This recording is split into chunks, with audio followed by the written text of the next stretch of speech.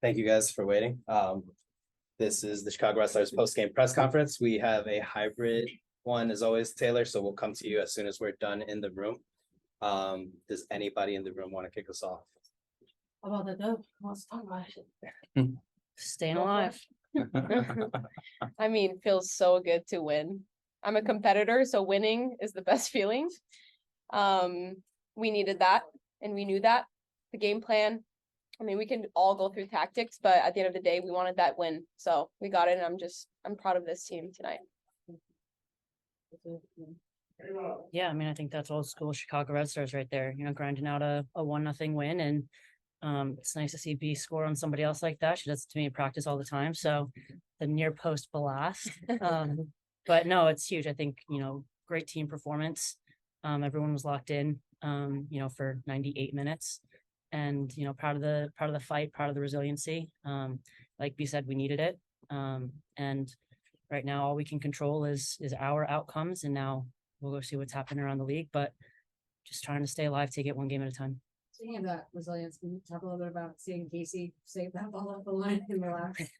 I told her, I said, I know if I can come and make her not hit it on frame, I know Casey's going to get back there and track the run. So obviously Ketlon is a fantastic player, a lot of speed. So I certainly did not want her to have the ability to settle that ball and face up to goal. So I knew that I would either block it or give her time to get back. So credit to Casey to make that run on a cramping hamstring. And it's actually not an easy save to make, sliding towards your goal and then continue it out for a corner kick. So, it's a great play by Casey.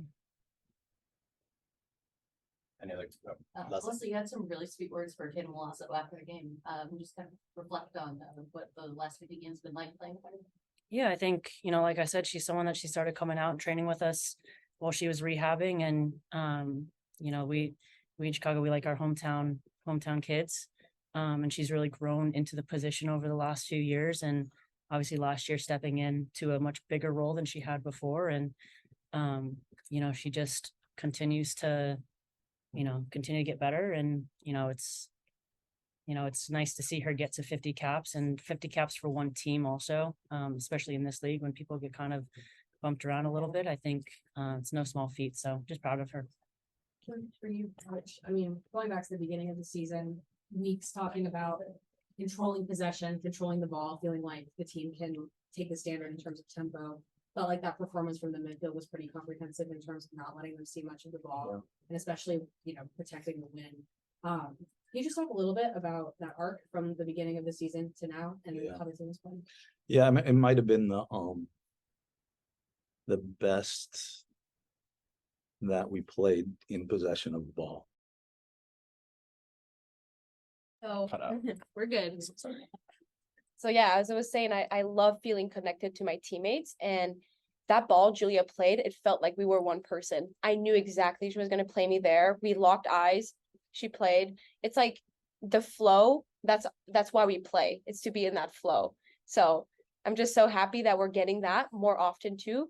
As Chris said, like we've really built ourselves throughout the season. So it's good to see this happening, not just me and Julia, but other people on the team. You can see like connections are happening, and it's like all this effort, because it's been a grind this whole season, and all this effort is kind of coming to fruition right now. So yeah, it feels really, really good. Where does the confidence come from to roof it from that angle?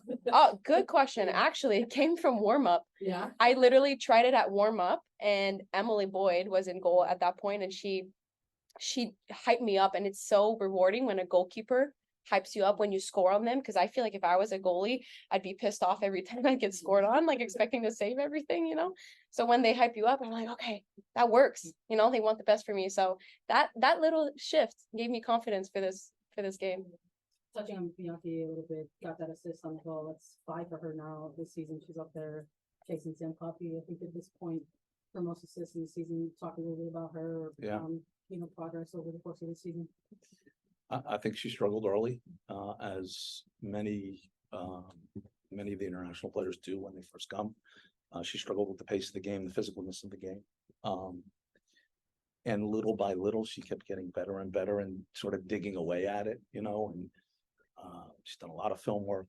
I'll tell you what, she's done great work in the gym. Like she's a she's changed herself physically, and I'm really happy with her. I think she's done great, and she said to me about a week ago, she said, I would not be the player I am right now if I stayed in Brazil, because everything would be slower, everything would be less physical, and I've gained all these different skills from playing in this league, which, as we know, is a very physical league. So really happy for her, and it's nice to see that hard work pay off.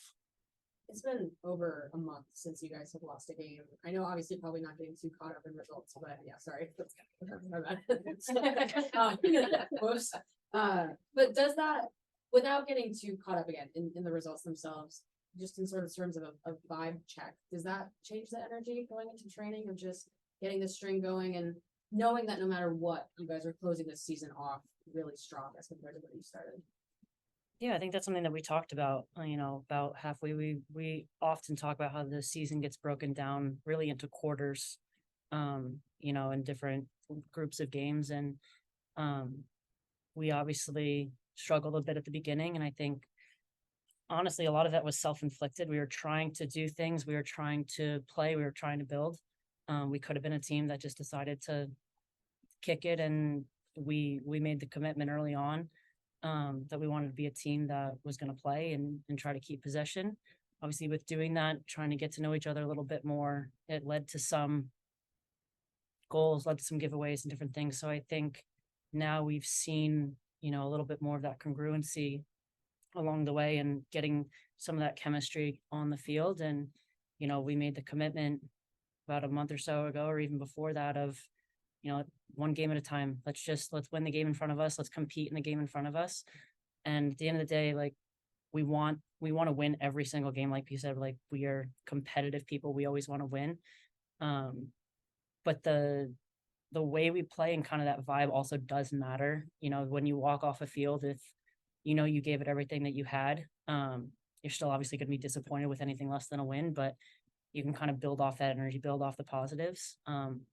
And I think that's what we've done a lot in this last month. And, we got to the point we had nothing to lose. And I think we started playing a little bit more free, a little bit more, just a little bit more energy. And, we've just been taking it one game at a time and then trying to build off of each game. It's that freedom mentality. I know Chris talked about before this game, you were really confident about this being a different result against the Golden. Yeah, I know. I'm not arguing. Sports folks really don't listen.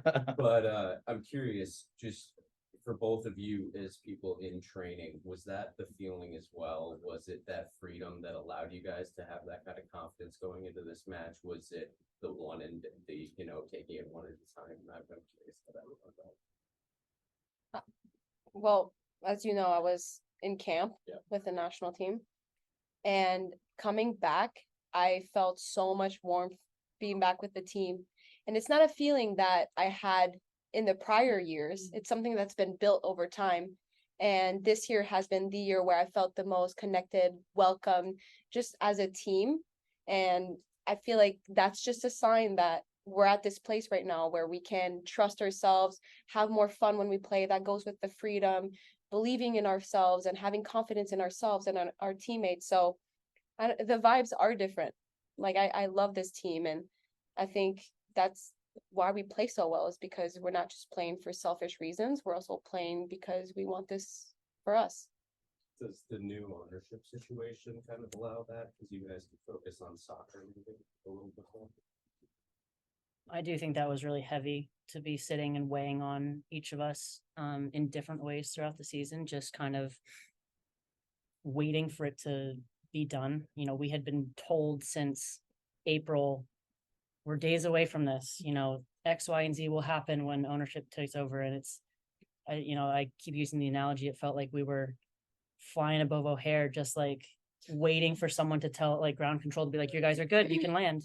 And we thought it was going to happen a long time ago. And so I think just that waiting, and I think, part of a regret of mine as a player and a leader on this team is I wish that I had said earlier, let's not worry about that. Let's, all we can do is play right now instead of trying to take that on. So I think lesson learned a little bit with that. But I think, yeah, I think it, it's heavy when it's weighing, just like sitting in the air above you.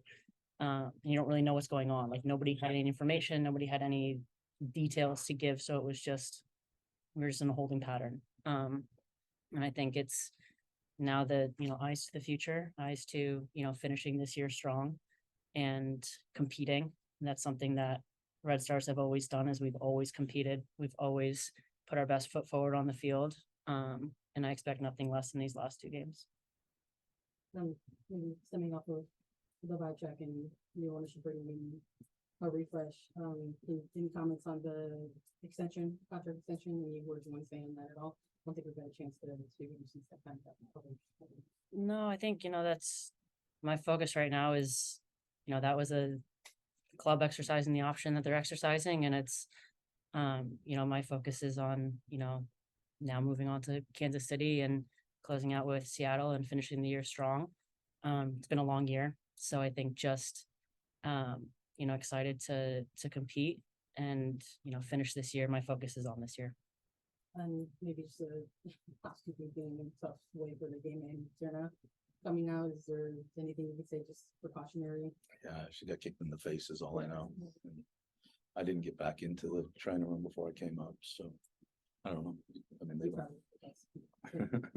Yeah, I hope she's all right. I'm not going to speak on behalf of somebody else's medical status, but yeah, hope she's doing all right. Any other questions? Cool. Taylor, if you have a question and you are not pitch side, you can ask your question. The whistle just blew and I am pitch side, sorry. You're good. Thank you. All right.